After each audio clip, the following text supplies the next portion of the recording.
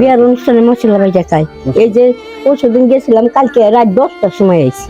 আপনার স্বামী নাই? আমার স্বামী নেই, আমার বেটা পুত্র নেই, আমার কিছুই নেই। আমি এলকা।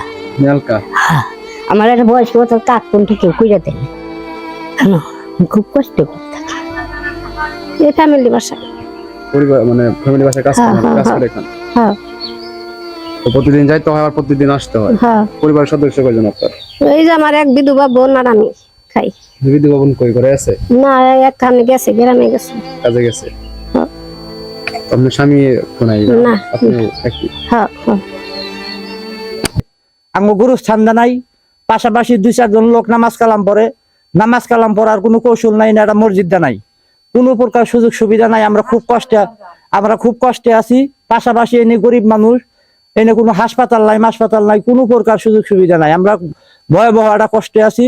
আসসালামু আলাইকুম প্রিয় দর্শক, দেশ এবং দেশের বাইরে থেকে যারা ভিডিওগুলো দেখছেন সবাইকে আন্তরিকভাবে শুভেচ্ছা এবং অভিনন্দন। আমি এই মুহূর্তে দাঁড়িয়ে আছি টাঙ্গাইল উপজেলার বড়ুয়া গ্রামে। নদী শুধু একটি প্রাকৃতিক সম্পদ নয়, এটি জীবন ও জীবিকার উৎস। তো নদী যখন ভাঙন শুরু করে তখন মুহূর্তের মধ্যেই অসংখ্য মানুষের গৃহহীন করে।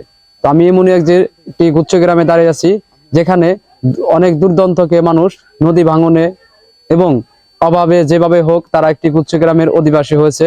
তো আজকে আপনাদের জানাবো এই গুচ্ছ গ্রাম সম্পর্কে, এবং জানাবো এই গুচ্ছ গ্রামের মানুষের জীবন জীবিকা কিভাবে তার দিনকাল চলছে, এবং সরকারিভাবে কোনো অর্থায়ন তাদের কাছে আসে কিনা, এবং এই গুচ্ছ গ্রামের ছেলেবেলেগুলো আসলে কি ভালোভাবে পড়াশোনার মান পাচ্ছে কিনা, বা তাদের কোনো সুযোগ সুবিধা হচ্ছে কিনা, সব বিস্তারিত নিয়ে আমি মোহাম্মদ বাবুল মিয়া, ক্যামেরা আছেন ওয়াসিম আকরাম। তো নতুন জায়গায় এসে কিভাবে নতুন জীবন শুরু করতে? নতুন জায়গায় শুরু করবো কি, আমাকে তো অন্তি কানছে না মারবার নি যাই।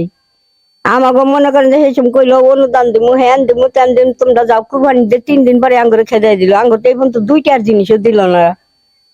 2টার জিনিস আমরা পাই নাই সরকারি করে। দায়িত্ব কি নিছিল?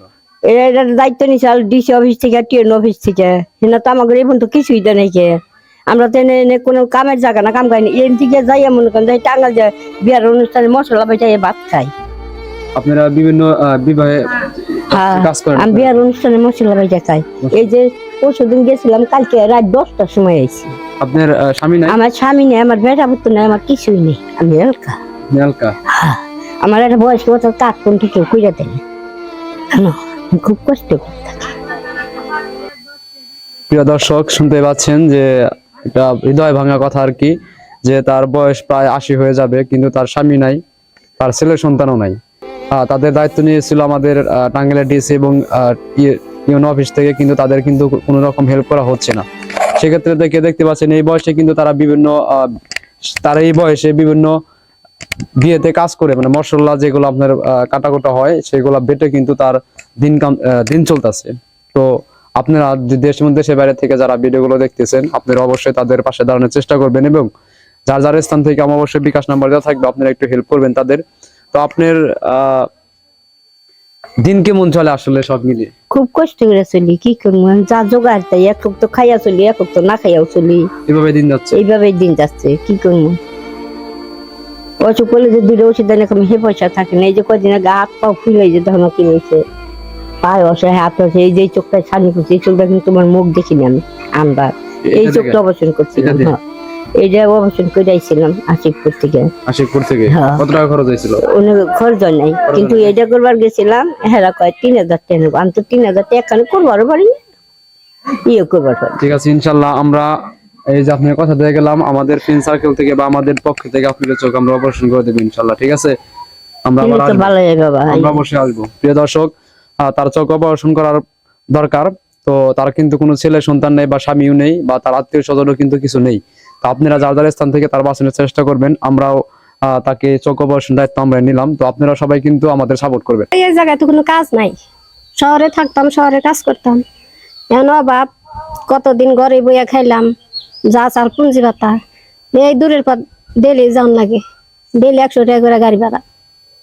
তাতে কি আঙ্গ পুষে? এনে যদি আমি সরকার যে আঙ্গ ঘরটা দিছে, যদি এনে কিছু কইরা খাওয়াই না, ঠাই করে দিত, তাহলে আমরা একটু চলা হাত।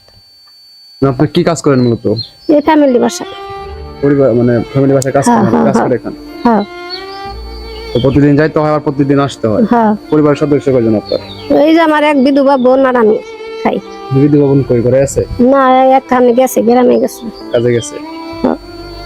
তো আপনার স্বামী তো নাই? না। আপনি একই। হ্যাঁ হ্যাঁ। প্রিয় দর্শক, এভাবেই কিন্তু তাদের জীবন চলছে। এ জায়গায় কিন্তু কাজের কোনো ব্যবস্থা নাই। তাদের প্রত্যেকদিন শহরে যে তাদের ফ্যামিলি বাসায় কাজ করতে হয়, কাজ করে আবার সন্ধ্যার দিকে ব্যাক করতে হয়।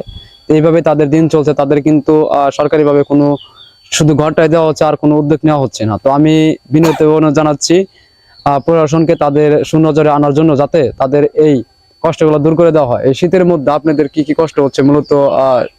এ জায়গায় তো এমনি কোনো বাইরের কোনো চাপটা প্রয়োগ হয় কিনা, খারাপ কোনো না না না, এরকম কোনো খারাপ কাজটা আসে না, আসে না? খুব শান্তি ভাবেই আছে। শান্তি ব্যবস্থা আছে, শুধু একটু কষ্ট আছে কিন্তু আঙ্গ কামের অভাব, কামের অভাব। হ্যাঁ দিন মজুরি করে খাওয়ান লাগে, কিন্তু রোজগার তো নাই। এই জায়গায় কি আসলে যারা পড়াশোনার মানটা কেমন? এই জায়গার প্লাবান গুলা কি এনে তো কোনো স্কুল হয় নাই এখন তরি। হয় নাই? না। এই পড়াশোনার সুবিধার জন্য কোনো কিছু সুবিধার জন্য আমার এক ভাইয়ের ছেলে আছে, ওই যে মাদ্রাসায় পড়ে, গরিব মানুষ, টাকা পয়সা বাঙ্গাও হবে না, লেখাপড়া করাইতে হবে। ওই যে মাদ্রাসা আছে, এই যে মাদ্রাসা, প্রিয় দর্শক, স্কুলের ব্যবস্থা নাই।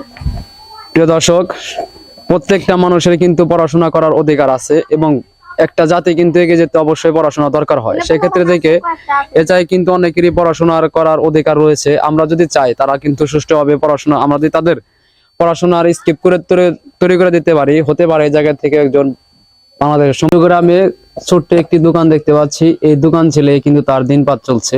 তো আমরা তার কাছে জানার চেষ্টা করব তার বর্তমান অবস্থা। আসসালামু আলাইকুম, কেমন আছেন আপনি? ওয়ালাইকুম আসসালাম। তো আপনার বর্তমান অবস্থা কেমন?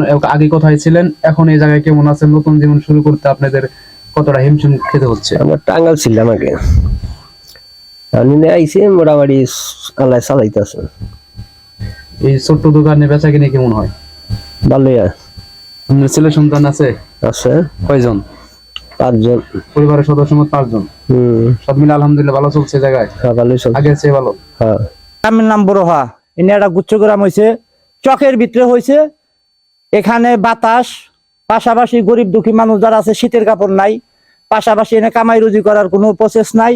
আবার এই গুচ্ছগ্রামটা যে দিছে সরকারে, আঙ্গ গরুস্থান নাই, পাশাপাশি 2-4 জন লোক নামাজ কালাম পড়ে, নামাজ কালাম পড়ার কোনো কৌশল নাই, না একটা মসজিদটা নাই, কোনো প্রকার সুযোগ সুবিধা নাই। আমরা খুব কষ্টে আছি।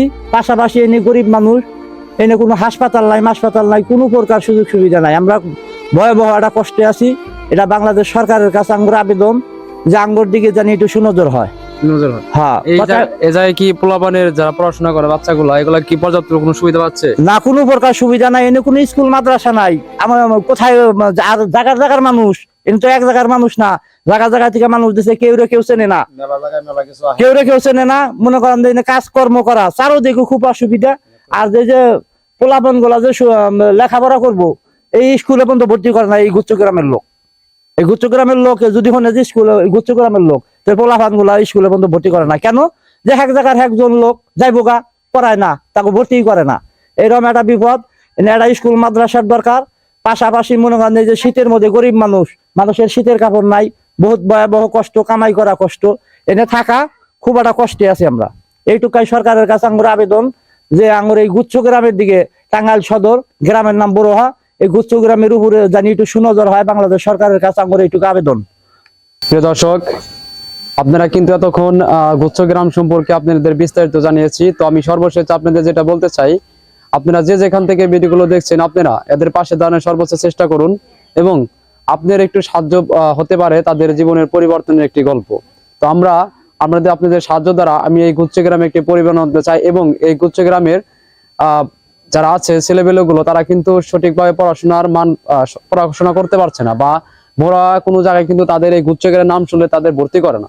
তো আমি চাই যে আপনাদের সহযোগিতা নিয়ে এগিয়ে যেতে চাই, এবং যদি আপনারা এই ভিডিওগুলো দেখেন, আপনারা সর্বোচ্চ চেষ্টা করবেন তাদের পাশে দাঁড়ানোর জন্য, এবং আর্থিকভাবে এবং যে যেখান থেকে হোক, আপনারা যেভাবে হোক, আপনারা তাদের পাশে দাঁড়ানোর চেষ্টা করবেন। আমি চাই আপনারা পাশে দাঁড়িয়ে এই জায়গায় আমরা একটা নতুন গল্প সৃষ্টি করব।